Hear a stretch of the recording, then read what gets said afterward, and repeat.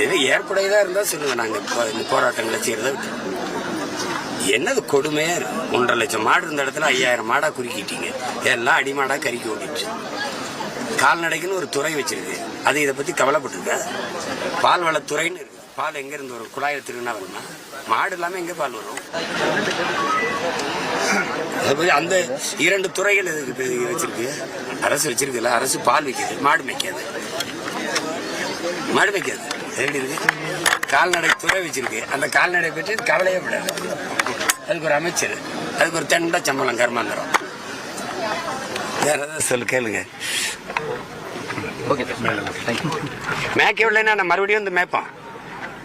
அவங்க ஆல்ரெடி மேய்க்க விடாம தான் வச்சிருக்காங்க. புதுசா ஒன்றும் தடை இல்லை. ஒரு கென்னடி இங்க சண்டை போட்டு ரொம்ப நாளா போராடிட்டு இருக்காப்புல ஒரு அமைப்பை வச்சு. இது ஒரு கோரிக்கை தான். ஆட்சியாளர்களுக்கு அதிகாரத்தில்